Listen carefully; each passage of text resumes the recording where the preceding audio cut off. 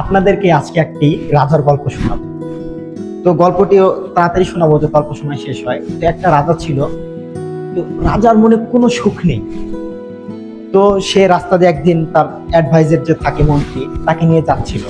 তো রাস্তায় দেখে একটা পাগল, সে বসে মনের আনন্দে গান গাইতেছে, অনেক খুশি।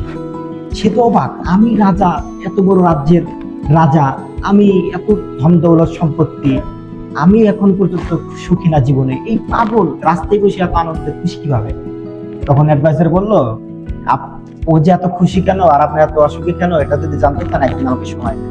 বলে হ্যাঁ, সময় নাও।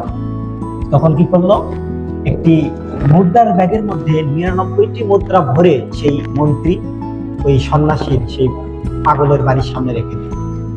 এখন পাগল যখন বের হলো, ঘর থেকে বের হয়ে দেখে যে একটি স্বর্ণের মুদ্রা পড়ে আছে। তো সাথে সাথে মুদ্রা ব্যাগটি নিল, নিয়ে বলে স্বর্ণের মুদ্রা, সে তো অবাক, স্বর্ণের মুদ্রা অবাক। সাথে সাথে সে মুদ্রার ব্যাগটি খুললো, গোনা শুরু করলো, 1 2 3 4 5 6 99টা স্বর্ণের। সে টেনশনে পড়ে গেল, 99টা স্বর্ণের মুদ্রা কেন থাকবে, থাকলে 100 থাকবে, আর একটা মুদ্রা পেয়ে গেল।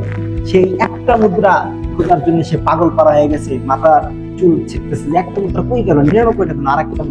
পরের দিন রাজা সেই পাগলের পাশ দিয়ে যাচ্ছে, দেখে যে সেই পাগলটা আজ গতকাল যেরকম খুশি ছিল, আজকে তার মাথা চুল আঁচড়াচ্ছে, মানে পাগলামি করতেছে। তখন অ্যাডভাইজার বলল যে গতকাল আপনি দেখেছেন সে অনেক খুশি, আজকে তার নারাজ থাকার কারণ তার বাড়ির সামনে একটি মুদ্রার ব্যাগ দিয়েছিলাম খুলে, তার মধ্যে শুধুমাত্র একটা মুদ্রা কম ছিল, 99টা মুদ্রা ছিল, সে একটা মুদ্রার পেছনে করেছিল। ঠিক তেমনি ভাবে সে যেমন জানে যে আমি 99টা মুদ্রা পেয়েছি, একটা মুদ্রা যে আমার কোনো কিছু লাভ হবে না, সে যেমন তার পেছনে ছুটছে, ঠিক তেমনি ভাবে আপনি এত বড় রাজপ্রাসাদ, এত বড় রাজ্যের রাজা হয়েছেন, আপনি আরো চাচ্ছেন যে এটা আমার হবে না, আরো কিছু লাগবে, এমন একটা জিনিসের পেছনে আছেন যেটা আপনার জীবনে কখনো আসবেই না।